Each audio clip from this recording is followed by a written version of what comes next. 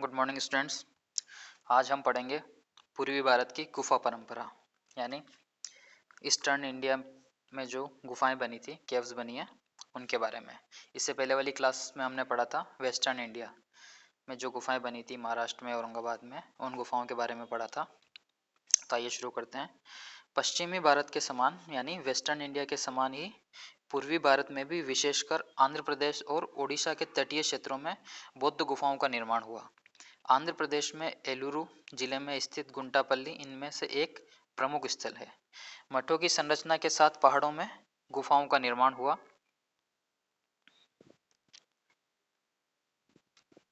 है संभवतः यह एक ऐसा स्थल है जहां स्तूप विहार एवं गुफाओं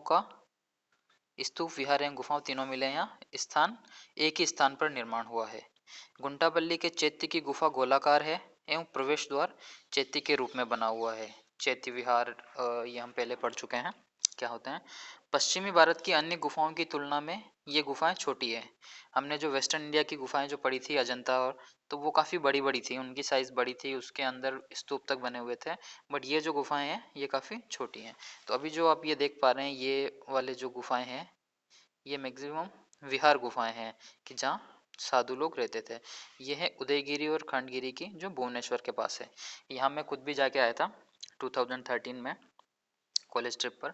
तो ये गुफाएं काफ़ी छोटी साइज़ की है कि इसमें सिर्फ एक दो आदमी सो सकते हैं, इतनी ही है। अब ये देखिए आप, ये बड़ी बड़ी चट्टानें जो दिख रही हैं आपको, ये इन चट्टानों को, पहाड़ों को उस समय काट करके ये बनाई गई है, जो करीब आज से 1200 साल पहले बनी है ये गुफाएं। तो ये गुंटापल्ली चैत्य की गुफा गोलाकार है, प्रवेश द्वार चैत्य के रूप में बना है। पश्चिमी भारत की अन्य गुफाओं की तुलना में ये गुफाएं छोटी है। विहार गुफाओं का निर्माण अधिक संख्या में हुआ है। यहाँ साधुओं के रहने के लिए जो गुफाएं बनी है वो काफ़ी ज़्यादा हैं, जो सामने आप देख भी पा रहे हैं। अधिक छोटी होने के बावजूद मुख्य विहार गुफाएं बाहर से चैत्य तोरणों से सजी हैं। ये गुफाएं आयताकार हैं कि ये सारी ऐसे रेक्टेंगल शेप में बनी हुई हैं और इनकी छतें मेहराबदार है, जो हमने पहले भी पढ़ा था मेहराबदार, जिसे हम गज पृष्ठाकार भी कहते हैं, जैसे ऊपर से इस टाइप से बनी हुई कि इनकी सीलिंग वो है इस टाइप से बनी हुई है, जो बिना बड़े कक्ष के एक मंजिली या दो मंजिली हैं। कि जैसे ये आपको दिख पा रही है, ये दो मंजिली, ये है फर्स्ट, ये है सेकंड, इस टाइप से बनी हुई है। इनका निर्माण ईसा पूर्व दूसरी शताब्दी यानी जीसस क्राइस्ट के बर्थ से 200 साल पहले, सेकंड सेंचुरी बर्थ से पहले, इसके बाद के काल में कुछ विहार गुफाओं का निर्माण हुआ। गुंटापल्ली के अतिरिक्त राम परेमलपम एक अन्य महत्वपूर्ण स्थल है जहां पहाड़ी के ऊपर चट्टान, ये जो आप देख पा रहे हैं ये भी उदयगिरी खंडगिरी की जो गुफाएं हैं, ये अभी हम स्टोन को बड़ी मशीनों से और वैसे काटते हैं, ये उस समय उन्होंने अपने जो मैनुअली औजारों से काट कर बनाया था। और ये सारा जो डेकोरेशन आप देख पा रहे हैं, ये आर्च जो है, तोरण जो कहेंगे, गुफा का गेट, ये पिलर और ये जो सारा है वो उन्होंने इनग्रेव किया हुआ है। डेकोरेशन से सारी जो चीज़ें बनाई गई हैं, इसके अंदर काफ़ी ह्यूमन फिगर हैं या जो उस समय की स्टोरीज थी उसको इस पर ड्रॉ करके इनग्रेव करके बनाया गया है। तो जहाँ पहाड़ी के ऊपर चट्टान को काटकर एक छोटे स्तूप का निर्माण हुआ है, स्तूप के बारे में हमने पढ़ा है, उसको बनाया गया है। विशाखापट्टनम आंध्र प्रदेश के समीप अनकापल्ली में गुफाओं का निर्माण हुआ है। चौथी पाँचवीं शताब्दी ईस्वी में पहाड़ी के ऊपर चट्टानें काटकर एक बड़ा सा स्तूप बनाया गया। यह ऐसा विशेष स्थल है जहाँ चट्टान काटकर देश के सबसे बड़े स्तूप का निर्माण हुआ है। ये विशेष स्थल है जहाँ चट्टान काटकर देश के सबसे बड़े स्तूप का निर्माण हुआ है। इस जगह पर जो है अपने इंडिया का सबसे बड़ा स्तूप बना हुआ है साइज में। इस पहाड़ी के चारों ओर पूजा करने के लिए अनेकों स्तूपों का निर्माण किया गया। उड़ीसा में चट्टान काटकर गुफा बनाने की परंपरा रही है। खंडगिरी उदयगिरी इसके सबसे आरंभिक उदाहरण है, जो भुवनेश्वर के समीप स्थित हैं। ये गुफाएं फैली हुई है जिनमें खारवेल जैन राजाओं के शिलालेख पाए जाते हैं। अभी जो हमने गुफाओं के जो इमेज देखी हैं वो बौद्ध धर्म की नहीं थी, वो जैन धर्म से संबंधित थी कि यहाँ पे जैन साधु रहते थे। शिलालेखों के अनुसार ये गुफाएं जैन मुनियों के लिए थी। इनमें से कई मात्र एक कक्ष की बनी हुई है। कुछ गुफाओं को बड़ी चट्टानों में पशु आकार देकर बनाया गया है। बड़ी गुफाओं में आगे स्तंभों की कड़ी बनाकर बरामदे के पिछले भाग में कक्षों का निर्माण किया गया है।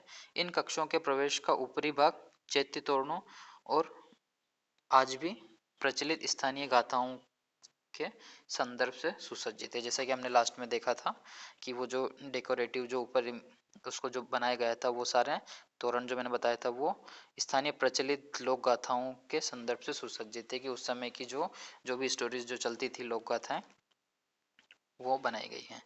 अब ये है अभ्यास एक्सरसाइज क्वेश्चन जो हैं उनके बारे में, ये थोड़ा देख लेते हैं कि ये किस टाइप से क्या करना है। ओनली 4 क्वेश्चन है। फर्स्ट है, सांची के स्तूप संख्या 1 की भौतिक एवं सौंदर्य विशेषताओं का वर्णन करें।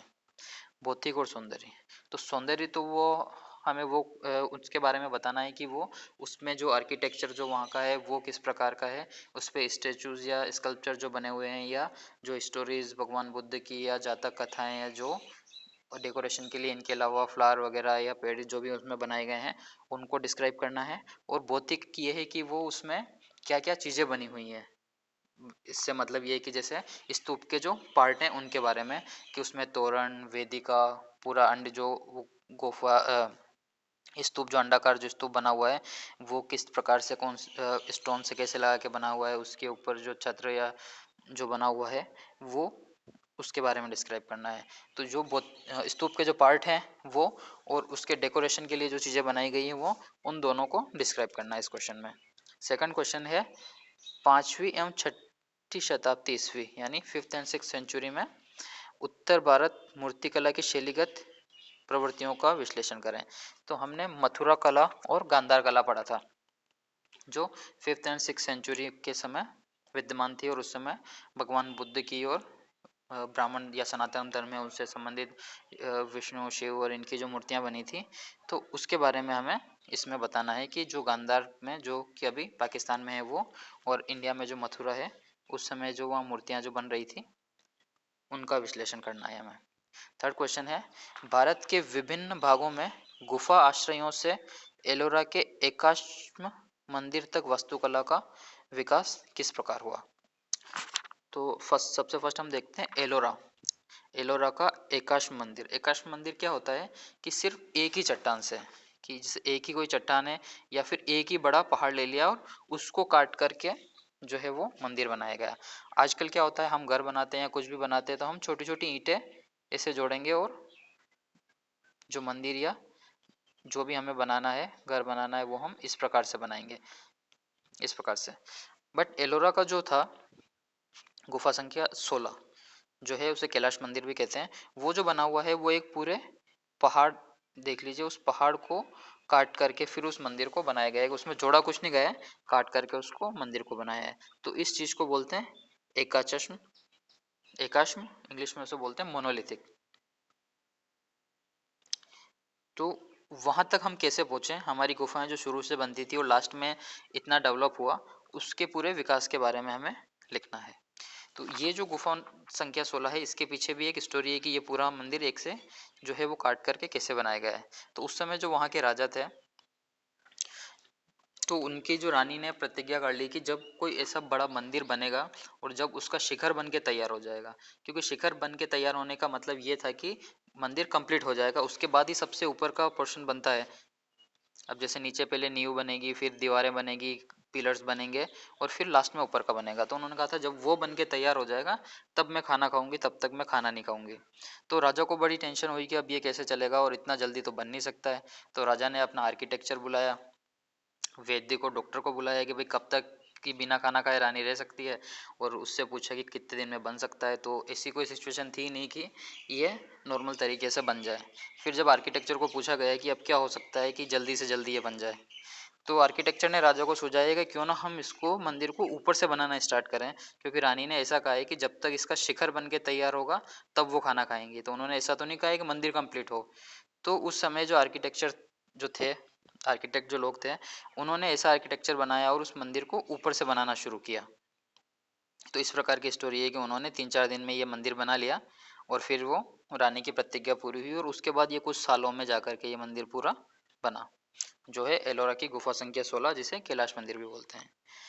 और जो ये क्वेश्चन है उसमें ऐसा है कि विभिन्न भारत के विभिन्न भागों में गुफा आश्रयों से एलोरा के एकाश्म मंदिर तक वास्तुकला का विकास की डेवलपमेंट कैसे हुआ। तो स्टार्टिंग में जो गुफा मंदिर जो हमने पढ़े हैं, जो अजंता के बने हैं या उससे पहले हमने कार्ले, बाजा, कन्हेरी, ये इसके जो वेस्टर्न इंडिया में जो हमने गुफा मंदिर देखे हैं, गुफाएं जो देखी है, तो वो जो गुफाएं हैं वो छोटी छोटी पहाड़ों में काट करके, जैसे अभी हमने ये भी देखी उदयगिरी, खंडगिरी की, कि इन छोटी गुफाओं से लेकर के वो बड़ा जो गुफा मंदिर जो बना है उसके डेवलपमेंट में जितनी भी उस दौरान जितनी गुफाएं बनी है उसके बारे में हमें लिखना है कि कौन सी छोटी बनी, फिर कौन सी बड़ी बनी, फिर कैसे कैसे उसमें डिफरेंसेस है। फोर्थ क्वेश्चन है अजंता के भित्ति चित्र क्यों विख्यात हैं।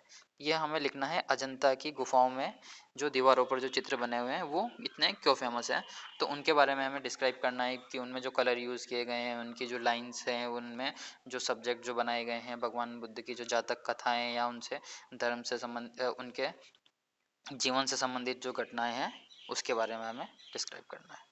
तो ये चारों क्वेश्चन सभी को करने हैं, और अभी तक जिसने कॉपी अगर नोटबुक नहीं दी है वो दे दें, क्योंकि उसके भी 10 नंबर हैं, तो अभी सभी लोगों की नहीं आई है, तो जल्दी से 1-2 दिन में सबमिट करें। तो आगे चलते हैं हम। अब ये है सांची का स्तूप। तो स्तूप को हमने पढ़ा था, अब एक बार फिर इसको हम डिस्क्राइब पढ़ेंगे, क्योंकि बुक में जो अगर क्वेश्चन आते हैं तो वो इसी टाइप के आते हैं कि स्तूप को डिस्क्राइब करिए उसके, जैसे कि अभी हमने पढ़ा कि उसमें जो सौंदर्यात्मक का विश्लेषण कीजिए तत्वों का, तो हमें उसमें जो डेकोरेशन में जो चीज़ें जो बनाई गई हैं या जो भौतिक यानी कि जो इसके पार्ट हैं, कि जैसे उस समय हमने पढ़ा था कि जैसे ये है, ये जो गेट पूरा बना हुआ है, इसमें एक खंबा, ये लंबा, एक ये बना हुआ है, और ये 3 पट्टियां बनी हुई है, इसे कहते हैं तोरण यानी गेट, ये है तोरण। और ये जो दिख रहा है हमें कि ये स्टोन ऊपर से लगे हुए हैं, ये इसमें इस टाइप से स्टोन खड़े हैं और इस टाइप से ये आड़े स्टोन है, इसे कहते हैं वेदिका। क्या कहते हैं? वेदिका। ये है स्तूप का मेन पार्ट है जो स्टोन से बना हुआ है, ये अंडाकार गोला कहेंगे या जो भी है, ये है मेन स्तूप। और ये इसके ऊपर जो स्तूप के ऊपर जो बना हुआ है ये छत्र कहेंगे इसे हम, ठीक है। तो इसमें ये हर्मिका और ये सभी यहाँ होते हैं, तो ये पूरा पार्ट है। और ये पूरा गोला जहाँ पर जो जिसे प्रदक्षिणा पथ कहते हैं, जिसमें 2 प्रदक्षिणा पथ है, एक ये ऊपर और एक ये नीचे, जहाँ पर जो धर्म को बौद्ध धर्म को मानने वाले लोग आते हैं, दर्शन करते हैं और इसके चारों तरफ राउंड काटते हैं, तो वो जो पूरा रास्ता है उसे प्रदक्षिणा पथ कहते हैं। और ये जो पूरा तोरण है इस पर ये जो देखेंगे आप इसमें इनग्रेव करके काफ़ी सारी चीज़ें भगवान बुद्ध के जीवन से और उनकी पूर्व जीवन की घटना जिन्हें जातक कथाएं कहते हैं उनको इनग्रेव करके इसमें बनाया गया है। आगे पढ़ते हैं, इसके बारे में पूरा लिखा हुआ है और इसको दिखाया भी गया है जूम करके, जैसे ये देखिए,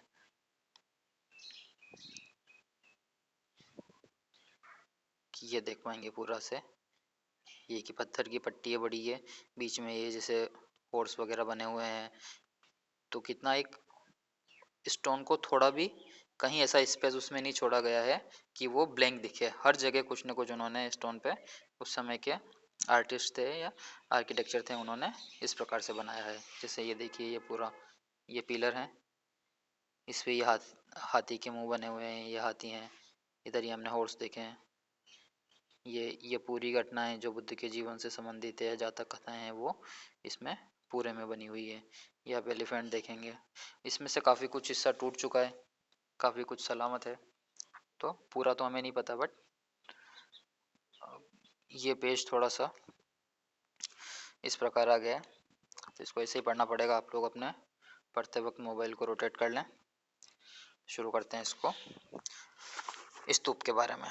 तो स्तूप है ये मध्य प्रदेश के भोपाल से लगभग 50 किलोमीटर दूर, जो सांची का स्तूप जिसे हम कहते हैं, ये यूनेस्को द्वारा एक विश्व धरोहर विरासत स्थल है। यूनेस्को जो है वो वर्ल्ड की सारी ऐसी हेरिटेज जो जगह होती हैं जो अपने आप में यूनिक होती है, उनको एक सूची में शामिल करता है, जिसे विश्व धरोहर कहते हैं, कि ये विश्व के लिए धरोहर है, उसमें ये शामिल है।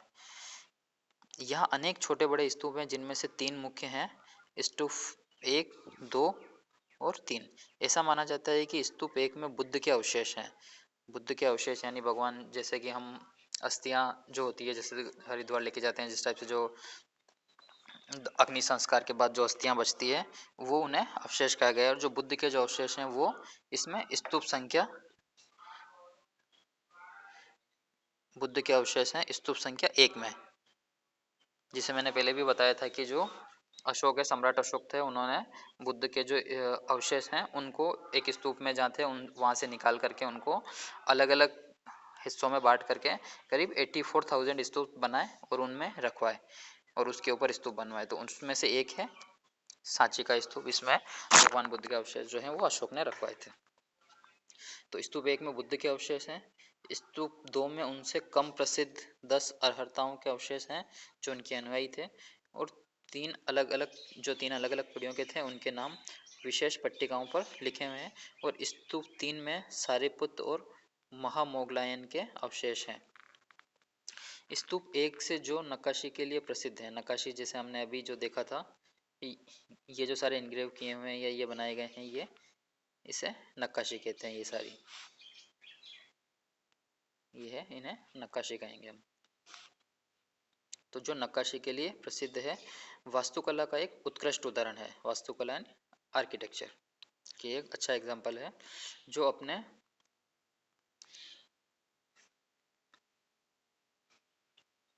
स्तूप संख्या 1 जो नक्काशी के लिए प्रसिद्ध है, स्तूप वास्तुकला का एक उत्कृष्ट उदाहरण है। अपने मूल रूप में यह स्तूप एक ईंटों का छोटा ढांचा था जो आगे चलकर बड़ा बना दिया गया और पत्थर, वेदिका और तोरण द्वार से सुसज्जित कर दिया गया। जिसे हमने अभी देखा स्तूप के पार्ट कि जो पत्थर पूरे उसमें मेन स्तूप है जो अंडाकार बना हुआ उस पे लगे हुए हैं, और बाकी वेदिका और तोरण जिनको दोनों को भी हमने देखा है उनसे सुसज्जित कर दिया गया है। अशोक सिंह शीर्ष स्तंभ एक विशाल शिलालेख के साथ, शिलालेख यानी शिला पे लिखा हुआ जो होता है उसे शिलालेख कहते हैं, पत्थर पे लिखा हुआ है वहाँ पर है। जो अशोक जो हमने लास्ट वाला लेसन था उसमें पढ़ा था, सारनाथ में जो हमें मिला है, जिसे हमारा जो चिन्ह भी है राष्ट्र चिन्ह अशोक स्तंभ, उसी प्रकार का यहाँ भी मिला है। बट उसमें तो 4 शेर बने हुए थे जो अपनी पीठ सटाए बैठे हैं, बट यहाँ पे जो स्तंभ पे पिलर पे सिर्फ एक ही लोयन, एक ही शेर बना हुआ है जो यहाँ पर स्थित है। इसमें शिलालेख भी लिखा हुआ है। साथ ही एक स्तूप के दक्षिण की ओर पाया जाता है, जिससे पता चलता है कि सांची में मठीय एवं कलात्मक क्रियाकलाप के केंद्र के रूप में गतिविधियां कैसे प्रारंभ हुई। सबसे पहले दक्षिण की ओर प्रवेश द्वार बनाया गया, उसके बाद अन्य द्वार बने। स्तूप के चारों ओर प्रदक्षिणा पथ भी है, जैसा हमने भी देखा है।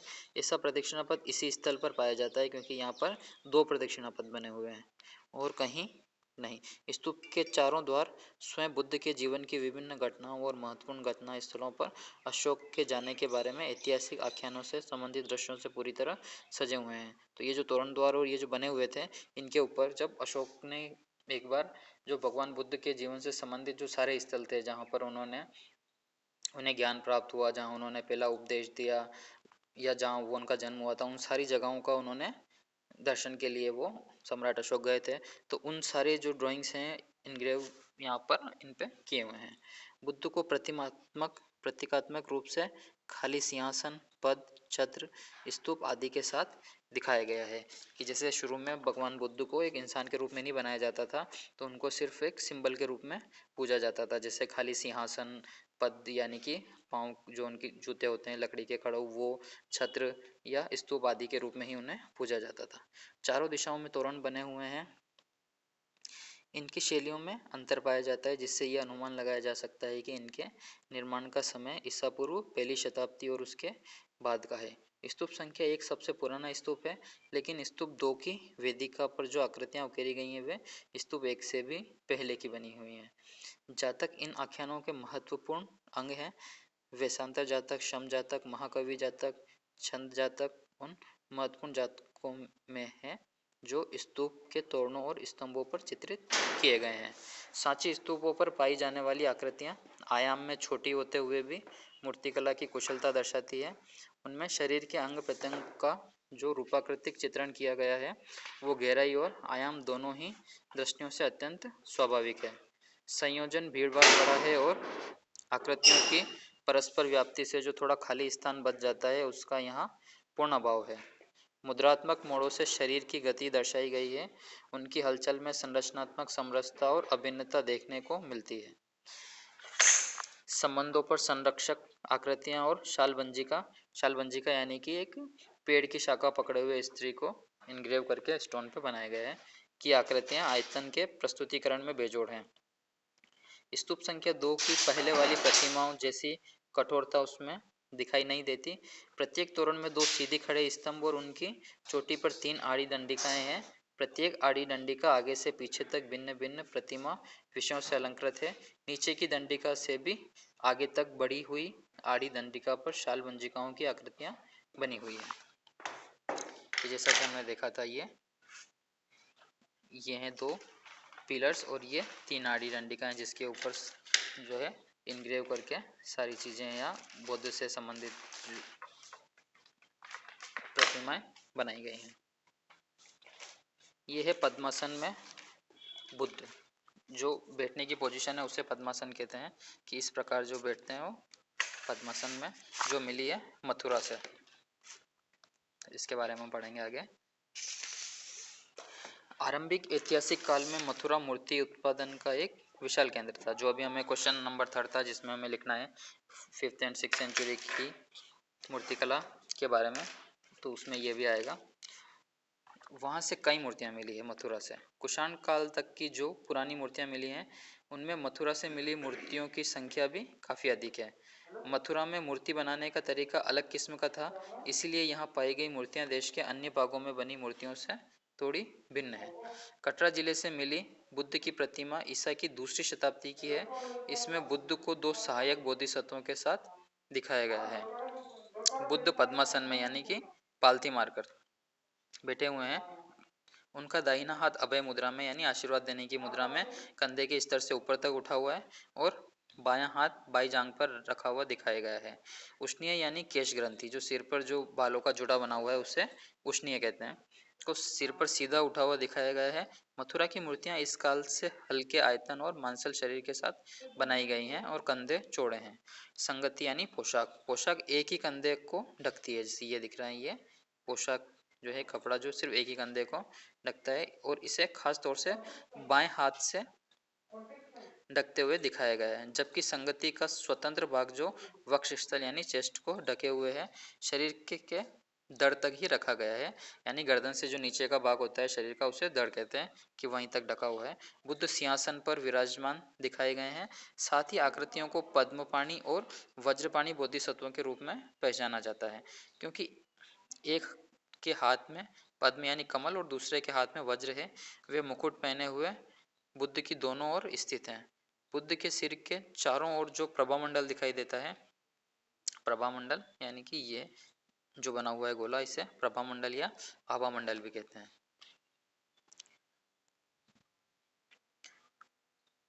प्रभामंडल के ऊपर कोणीय रूप से उठती हुई 2 आकृतियां दिखाई गई हैं। वे चित्र की सीमा के भीतर काफी गति दर्शाती हैं। आकृतियों में पूर्व की कठोरता के स्थान पर नम्यता आ गई है, जिससे उन्हें अधिक पार्थिव रूप दे दिया। शरीर के मोड़ों को इतनी सुकोमलता के साथ उकेरा गया है कि मानो वह अनारी आकृति हो। यही मथुरा के मूर्तिकारों द्वारा निर्मित पुरुष और स्त्री आकृतियों का विशिष्ट अंतर दर्शाती है। पद्मासन लगाकर सीधे बैठे हुए बुद्ध की प्रतिमा रिक्त स्थान में गति उत्पन्न करती है। चेहरा मांसल कपोलों के साथ गोल है। पेट को कुछ आगे निकला हुआ दिखाया गया है, लेकिन वह नियंत्रित है। यह ज्ञातव्य है कि मथुरा में कुषाण काल की प्रतिमाओं के अनेक नमूने मिले हैं, परंतु यह मूर्ति परवर्ती कालों में बुद्ध की प्रतिमा के विकास को समझने की दृष्टि से बहुत ही महत्वपूर्ण है। अब ये जो हमें है बड़े ध्यान से पढ़ना होगा, क्योंकि क्वेश्चन जो आएंगे वो इसी तरीके से आएंगे कि वहाँ की मूर्तिकला के बारे में, मथुरा की या गांधार की मूर्तिकला के बारे में डिस्क्राइब कीजिए, या अजंता की आर्ट के बारे में। तो वहाँ क्या बना है और कैसे बना है उसको पूरे को हमें पढ़ना है और उसको अपनी लैंग्वेज में लिखना है। तो ये जो है उन्हें काफ़ी ध्यान से पढ़ना है हमें। नेक्स्ट है बुद्ध मुख की प्रतिमा तक्षशिला। ये तक्षशिला से मिली है। तक्षशिला अभी वर्तमान में पाकिस्तान में स्थित है। आज़ादी के बाद वो पाकिस्तान में चला गया, तो वहाँ से हमें मिला ये बुद्ध का मुख यानी स्मूह। इसके बारे में पढ़ेंगे हम, ये क्या है। आज के पाकिस्तान के प्राचीन गांधार क्षेत्र में स्थित तक्षशिला से प्राप्त बुद्ध की प्रतिमा ईसा की 2री शताब्दी के कुषाण काल की है। यह प्रतिमा गांधार काल में विकसित अनेक चित्रात्मक परिपाटियों का मिला-जुला रूप है। प्रतिमा के स्वरूप में यही कई यूनानी रोमन तत्व पाए जाते हैं। बुद्ध के शीर्ष में अनेक यूनानी किस्म के तत्व हैं जो समय के साथ विकसित हुए। यानी जब सिकंदर ने भारत पे हमला किया था तो उस समय जो उनके सैनिक थे या वहाँ उसके साथ जो आए हुए लोग थे वो वापस जाते वक्त उसके साथ नहीं गए और वो इंडिया में ही रुक गए। तो वो गांधार क्षेत्र में रुके। तो वहाँ जब वो अपनी भारतीय संस्कृति में घुल मिल गए और वहाँ का जो आर्किटेक्चर था या वहाँ जो स्टेचूज बनते थे जब उनमें उन्होंने योगदान दिया तो उनका जो कुछ स्पेशलिटी जो यूनान और रोमन की थी वो यहाँ की कला में दिखाई देने लगी। तो इसीलिए गांधार की जो कला है वो इसलिए स्पेशल है क्योंकि वो यूनान, रोमन, पार्थिया या अकेमेनियाई या बैक्टीरियाई परंपराओं से मिलती जुलती है जो कि इंडियन परंपरा से थोड़ी अलग है। यह प्रतिमा गांधार काल में विकसित अनेक चित्रात्मक परिपाटियों का मिला-जुला रूप है। प्रतिमा के स्वरूप में कई यूनानी रोमन तत्व पाए जाते हैं। बुद्ध के शीर्ष में अनेक यूनानी किस्म के तत्व हैं जो समय के साथ विकसित हुए हैं। बुद्ध के घुंघराले केश घने हैं और सिर को तेज और रेखीय परत से ढके हुए हैं। मस्तिष्क समतल है और उसमें बड़ी बड़ी पुतलियों वाली आंखें अधमिशी यानी आधी बंद हुई दिखाई गई हैं। चेहरा और कपोल भारत के अन्य भागों में पाई गई प्रतिमाओं की तरह गोल नहीं है। कपोल से मतलब है कि गाल जो है वो उनके बारे में बताया गया है। कान और विशेष रूप से उनके लटके हुए भाग ललरी लंबे हैं। रूप के प्रस्तुतिकरण में रेखिकता और बाहरी रेखाएं तीखी है। सतह समतल है। आकृति बहुत भावाभिव्यंजक है। प्रकाश और अंधेरे के पारस्परिक प्रभाव का पर्याप्त ध्यान दिया गया है जिसके लिए नेत्र कोटरों को मोड़कर तलों और नाक के तलों का उपयोग किया गया है। प्रशांतता की अभिव्यक्ति आकर्षण का केंद्र बिंदु बन गई है। मुखमंडल प्रतिरूपण त्रिआयामिता की स्वाभाविकता बढ़ा रहा है। एकेमेनियाई, पार्थियाई और बैक्टीरियाई परंपराओं की विभिन्न विशेषताओं का स्थानीय परंपरा के साथ सम्मिलन गांधार शैली की एक प्रमुख विशेषता है। जैसा कि अभी मैंने बताया था कि जो सिकंदर के साथ जो लोग आए थे वो कुछ यहाँ रह गए थे तो उनके वजह से या उनके साथ में ये आर्ट वर्क करने से उनकी जो स्पेशलिटी है वहाँ की कुछ परंपराएं थी वो हमारे आर्ट में दिखाई देती है। गांधार शैली की प्रतिमाओं में यूनानी रोमन परंपरा के रूपाकृतिक लक्षण पाए जाते हैं परंतु उनमें अंगों प्रत्यंगों का प्रस्तुतिकरण कुछ ऐसा भी है जिसे पूरी तरह यूनानी रोमन नहीं कहा जा सकता। अनेक बुद्ध तथा अन्य प्रतिमाओं के विकास के स्रोत उनकी विशिष्ट पश्चिमी एवं पूर्वी शैली में देखे जा सकते हैं। यह भी उल्लेखनीय है कि भारत का पश्चिमोत्तर भाग जो पाकिस्तान में चला गया है आद्य ऐतिहासिक काल से ही लगातार बसा रहा है। आद्य ऐतिहासिक काल जो हमने फर्स्ट लेसन सेकंड लेसन में पढ़ा था वो समय कि जिस समय की स्क्रिप्ट यानी लिपि या लिखा हुआ कुछ रिटर्न मैटर शिलालेख हमें मिले हैं बट हम उसको पढ़ नहीं पाए हैं कि उस समय के लोगों ने लिखा क्या था। तो उस जो वो समय होता है उसे कहते हैं हम आद्य ऐतिहासिक। एग्जाम्पल है जैसे सिंधु घाटी सभ्यता, मोहनजोदड़ो, हड़प्पा कि वहाँ से हमें रिटर्न मैटर तो मिला है बट हम उसे समझ नहीं पाए और अभी तक पढ़ नहीं पाए। तो पाकिस्तान का जो वो हिस्सा है भारत का पश्चिम भाग तो वो उस समय से ही बसा हुआ है। ऐतिहासिक काल में भी यह सदा आबाद रहा। गांधार क्षेत्र से बड़ी संख्या में मूर्तियां पाई गई हैं। ये मूर्तियां बुद्ध और बोधिसत्वों की हैं और इनमें बुद्ध के जीवन की घटनाओं तथा जातक कथाओं का प्रस्तुतिकरण किया गया है। जातक कथाएं जो मैंने बताया था पहले भी। यह है आसनस्थ बुद्ध सारनाथ। ये जो मूर्ति है वो हमें सारनाथ से मिली है और ये मूर्ति है धर्मचक्र परिवर्तन नामक जो एक घटना है बुद्ध के जीवन की उससे संबंधित। ये घटना वो है जब भगवान बुद्ध को ज्ञान प्राप्त होता है और वो पहली बार अपने 5 शिष्यों को उपदेश देते हैं। तो उससे संबंधित घटना को धर्मचक्र परिवर्तन कहते हैं। ये नीचे जो हैं ये उनके बुद्ध के शिष्य जो नीचे बैठे हुए हैं इसमें 2 हिरण दिखाई दे रहे हैं और ये पीछे आभा मंडल या जिसको प्रभा मंडल कहेंगे ये बीच से तो सपाट है और इधर डेकोरेटिव यानी पूरा अलंकृत है। तो आइए इसके बारे में हम आगे पढ़ते हैं। ये सारनाथ से मिली है और ये धर्मचक्र परिवर्तन नामक जो बुद्ध के जीवन की घटना है उसके आधार पर यह बनाई गई है। बुद्ध की यह प्रतिमा ईसा की 5वीं शताब्दी के उत्तरार्ध की है। 5वीं शताब्दी यानी 5th सेंचुरी उत्तरार्ध यानी कि उसके लास्ट का समय यानी कि लास्ट के जो 10-20 साल होंगे उस समय में जो हमें सारनाथ से मिली है। और अब सारनाथ के स्थलीय संग्रहालय में, सारनाथ में जो म्यूजियम है वहाँ पर सुरक्षित रखी हुई है। ये चुनार के बलुआ पत्थर यानी सैंडस्टोन से बनी हुई है। इसमें बुद्ध को पद्मासन लगाए हुए सिंहासन पर विराजमान दिखाया गया है। पद्मासन यानी पालती मारकर बैठे हुए। यह धर्मचक्र परिवर्तन प्रसंग का प्रतिरूपण है। जैसा कि सिंहासन पर बैठी हुई अन्य आकृतियों को देखा जा सकता है। बीच में एक छात्र और दो हिरण मानव आकृतियों के साथ दिखाए गए हैं। इस प्रकार इस ऐतिहासिक घटना को प्रस्तुत किया गया है। बुद्ध की यह प्रतिमा सारनाथ शैली की प्रतिमाओं का एक उत्तम उदाहरण है। शरीर पतला और संतुलित है, लेकिन कुछ लंबा दिखाया गया है। बाह्य रेखाएं सुकोमल और अत्यंत लयबद्ध है। चित्र के स्थान में दृश्य संतुलन बनाने के लिए मुड़ी हुई टांगों को सीधा दिखाया गया है। अंगवस्त्र शरीर से लिपटा हुआ और एकीकृत आयतन का प्रभाव उत्पन्न करने के लिए पारदर्शी है। चेहरा गोल है, आंखें आधी मीची, जैसे लास्ट जो स्कल्पचर था उसमें भी उसी प्रकार से थी। नीचे का होठ आगे बढ़ा हुआ है। कुषाण काल की मथुरा से प्राप्त पहले वाली प्रतिमाओं की तुलना में कपलों की गोलाई कम है। हाथ धर्म चक्र परिवर्तन की मुद्रा में छाती के नीचे रखे दिखाए गए हैं। गर्दन कुछ लंबी है। इस पर दो कटी रेखाएं हैं जो बलन यानी मोड़ की सूचक हैं। उष्णीय गोलाकार घुंघराले केशों से बना है। उष्णीय जैसे मैंने भी बताया था, जो बालों का जोड़ा जो है उसे उष्णीय कहा गया है। प्राचीन भारत में मूर्तिकारों का उद्देश्य सदैव बुद्ध को एक ऐसे महान मानव के रूप में प्रस्तुत करना था जिन्होंने निर्वाण यानी कि क्रोध और घृणा से छुटकारा प्राप्त कर लिया था, कि वो किसी पे गुस्सा नहीं करते थे और न ही किसी से घृणा करते थे।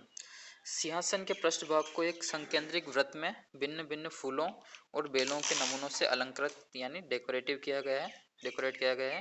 प्रभा मंडल का केंद्रीय भाग सादा समतल है। प्रभा मंडल या आभा मंडल जो पीछे अभी बताया कि जो सेंटर का पार्ट है वो तो बिल्कुल प्लेन सादा है, वहाँ कोई सज्जा नहीं की गई है। इससे प्रभामंडल देखने में बहुत प्रभावशाली बन गया है। प्रभामंडल के भीतर और सिंहासन की पीठ पर की गई सजावट कला शिल्पी की संवेदनशीलता और विशेष सज्जा के चयन की सूचक है। इस काल की सारनाथ बुद्ध की प्रतिमाएं सतह और आयतन दोनों के प्रस्तुतिकरण में पर्याप्त कोमलता दर्शाती है। अंग वस्त्र की पारदर्शिता शरीर का हिस्सा बन गई है। ऐसा परिष्कार आने में काफी समय लगा होगा। ये लक्षण आगे भी जारी रहे। सारनाथ में खड़ी मुद्रा वाले बुद्ध की और भी बहुत सी मूर्तियां मिली है जिनका वस्त्र पारदर्शी दिखाया गया है।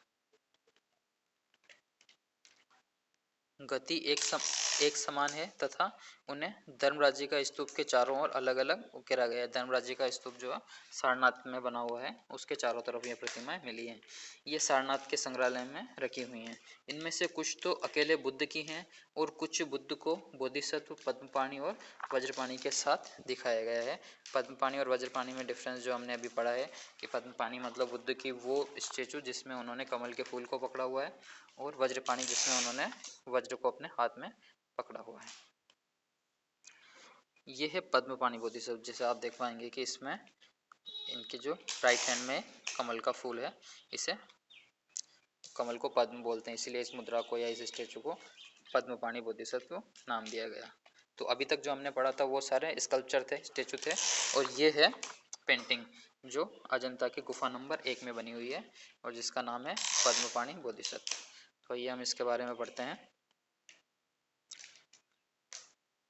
यह चित्र अजंता की गुफा संख्या 1 में पूजा गृह से पहले स्थित आंतरिक बड़े कक्ष की पिछली दीवार पर चित्रित है। इसमें बोधिसत्व को एक पद्म यानी कमल पकड़े हुए दिखाए गए हैं। उनके कंधे बड़े हैं, शरीर में 3 मोड़ हैं जिनसे चित्र में गति उत्पन्न हुई दिखाई देती है। प्रतिरूपण सुकोमल है। बाहरी रेखाएं शरीर के आयतन में विलीन प्रतीत होती है, जिससे त्रिआयामिता का प्रभाव उत्पन्न होता है। बोधिसत्व एक बड़ा मुकुट पहने हुए है जिसमें विस्तृत चित्रकारी दृष्टिगोचर होती है। सिर थोड़ा सा बाईं ओर झुका हुआ है। आंखें आधी मिची यानी आधी बंद है और कुछ लंबी बनाई गई हैं। नाक तीखी और सीधी है। चेहरे के सभी उभरे हुए हिस्सों का रंग हल्का किया गया है, जिसका उद्देश्य त्रिआयामिता यानी 3 डायमेंशन से वो दिखे, उसमें डार्क एंड लाइट शेडो का प्रभाव उत्पन्न करना था। जिसका मनकों वाले हार में भी ऐसा ही विशेषता पाई जाती है। चौड़े और फैले हुए कंधे शरीर में भारीपन उत्पन्न करते हैं। धड़ का भाग अपेक्षाकृत गोलाकार है। रेखाएं कोमल और लयबद्ध हैं और शरीर की परिरेखा को दर्शाती हैं। दाहिने हाथ में एक कमल पुष्प है और बायां हाथ खाली जगह पर आगे बढ़ा हुआ है। बोधिसत्वों के चारों ओर अन्य छोटी छोटी आकृतियां बनी हैं। बाहर की ओर निचले निकले हुए रंगीन खंड चित्र के आयाम में गहराई का प्रभाव उत्पन्न करते हैं। बोधिसत्व का आगे की ओर कुछ निकला हुआ दायां हाथ आकृति को अधिक ठोस और प्रभावी रूप में गहन बनाता है। धड़ भाग के ऊपर का धागा आयाम दर्शाने वाली शुंडाकार रेखाओं के साथ दिखाया गया है। शरीर के प्रत्येक भाग के चित्रण पर पूरा ध्यान दिया गया है। हल्के लाल, भूरे, धूसर, हरे और नीले रंग का प्रयोग किया गया है। धूसर का मतलब होता है ग्रे कलर। नाक का उभार, होठों का कटा हुआ कोना, आगे बढ़ा हुआ निचला होठ और छोटी ठुड्डी सब मिलकर आकृति की रचना में ठोसपन यानी एक रूपता का प्रभाव लाने में योगदान दे रहे हैं। गुफा संख्या 1 के चित्र अच्छी किस्म के हैं कि जैसा हमने लास्ट टाइम पढ़ा था कि गुफा संख्या 1, 16 और 1, 2, 16 और 17 इन 4 गुफाओं में ही अभी जो चित्र हैं वो अवशेष चित्रों के अवशेष थोड़ी अच्छी स्थिति में हैं, बाकी के चित्र नष्ट हो चुके हैं।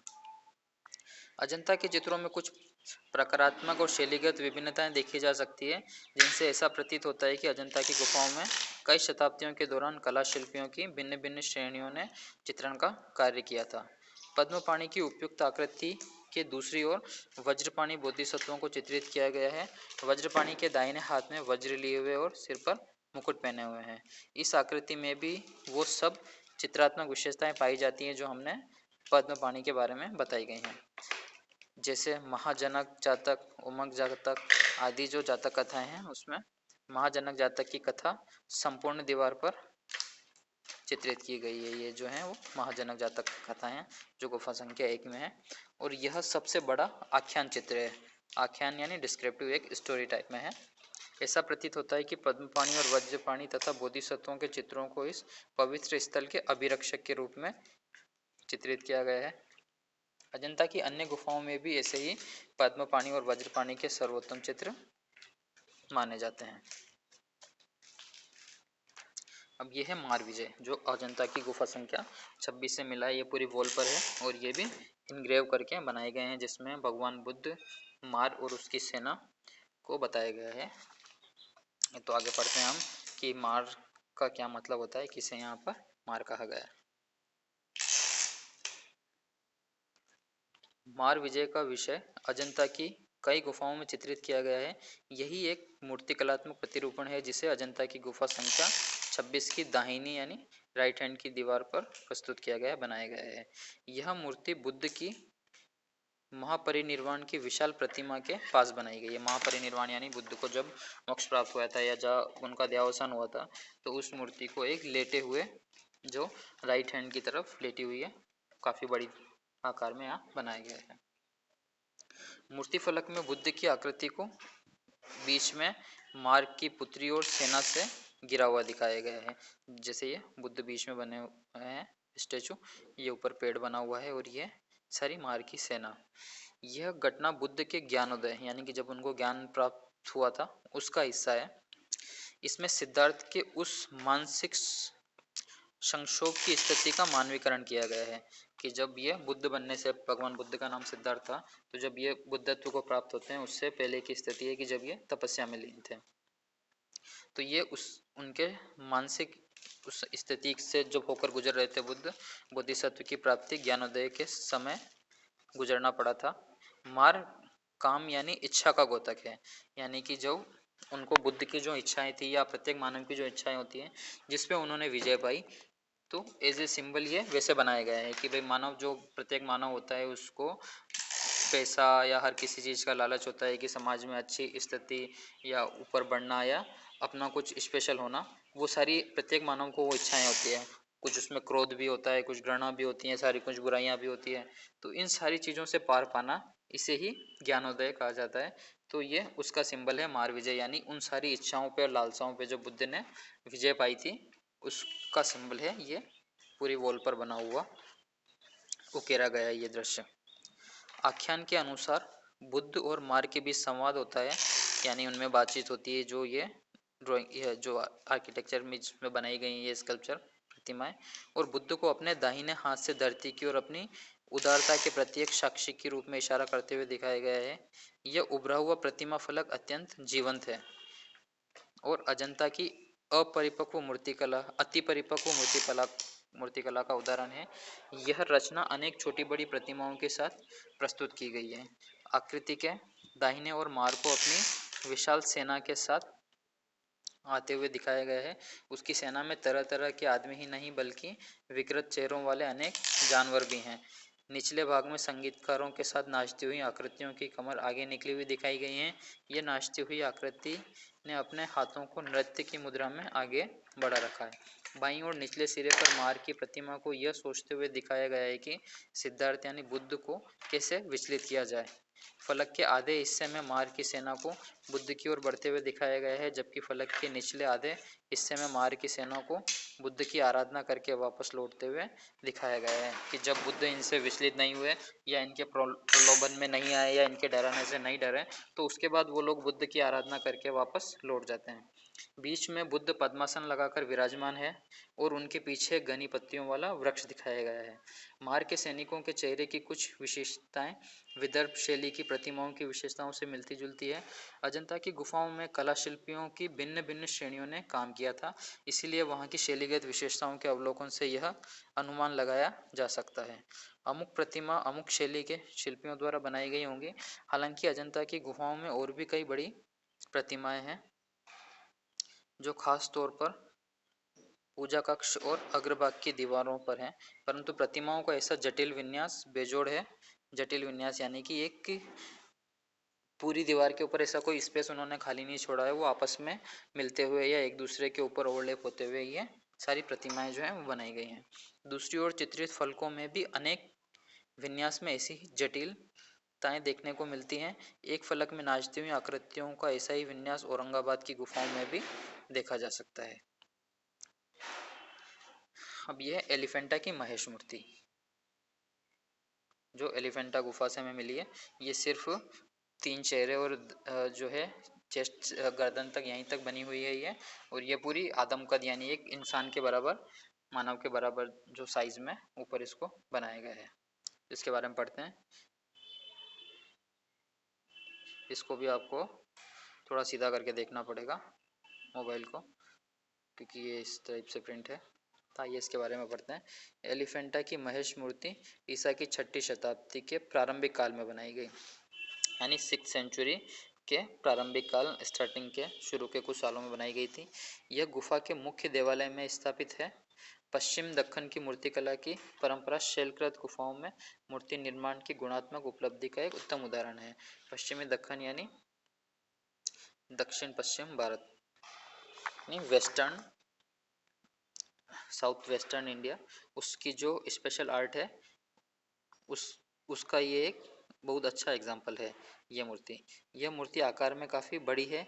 इसका बीच का जो सिर है वो शिव की मुख्य मूर्ति है और बाकी दोनों जो साइड के हैं वो भैरव और उमा के हैं। बीच का चेहरा शिव का अधिक उभरा हुआ और गोल है। होठ मोटे हैं और पलकें बारी हैं। नीचे के होठ उभरे हुए हैं, जो इस मूर्ति की एक अलग विशेषता है। इसमें शिव का सर्वसमावेशी पक्ष दर्शाया गया है। इसमें इसका प्रतिरूपण कोमल है, सतह समतल व चिकनी है और चेहरा बड़ा है। शिव भैरव के पार्श्व मुख को गुस्से में और बाहर निकली हुई आंखें और मूछ के साथ दिखाया गया है। तीसरा चेहरा नारी मुख है, जो शिव के एक साथ 5 मुख होने का उल्लेख है। इस प्रतिमा में वैसे तो शिव के 3 मुख ही दिखाई देते हैं, पर हो सकता है कि पीछे की ओर 2 मुख अदृश्य रखे गए हों। प्रत्येक सिर पर मूर्ति कलात्मक विद्यमानता के अनुसार एक अलग किस्म का मुकुट रखा गया है। यह मूर्ति गुफा की दक्षिणी दीवार पर बनाई गई है। इसके साथ शिव के 2 अन्य रूपों अर्धनारीश्वर और गंगाधर की मूर्तियां सतह की समतल चिकनाई, लंबाई और लयबद्ध गति जैसी विशेषताओं के लिए जानी जाती हैं। उनकी रचना संयोजन बहुत जटिल है। इस गुफा का मूर्ति विन्यास एलोरा की गुफा संख्या 29 में दोहराया गया है कि ये जो एलिफेंटा में बनी हुई है इसका सेम एलोरा की गुफा संख्या यानी केव नंबर 29 में भी ये बनी हुई है। ये कुछ जो है वो भित्ति चित्र यानी वॉल पेंटिंग्स जो दीवार पर बनी हुई हैं ये देख पाएंगे। ये भी प्राचीन भारत की हैं। तो ये उस समय ऐसी आर्ट कैसे बनाई होगी जिस समय कोई कलर अवेलेबल नहीं थे, ये कलर भी आर्टिस्ट को उस समय खुद बनाने होते थे। ये कलर अलग अलग चीज़ों से प्राप्त होते थे, जैसे पत्थर को पीस करके, कुछ पेड़ों से, कुछ कोयले का यूज़ करके, और इस प्रकार से कलर्स बनाए जाते थे। तो ये अलग अलग जगह के हैं और अलग अलग ड्राइंग्स हैं। तो ये हमारा लेसन 4 जो है वो ख़त्म हो गया है। तो इसको एक बार पूरा ध्यान से सारी वीडियो फिर से देख लें, और इसके जो एक्सरसाइज क्वेश्चन हैं वो कर लेने हैं। तो जिनकी नोटबुक मेरे पास है वो मैं चेक करके देता हूँ, जब तक कि एक बार सभी की नहीं आ जाए उसके बाद दूंगा मैं। तो जिन्होंने नहीं दिए हैं वो कर लें, और इनके नोटबुक के वर्क के भी 10 नंबर जो हैं वो सभी को मिलेंगे। तो जल्दी से ये बुक जो है वो स्कूल में सबमिट कर दें। Okay, thank you.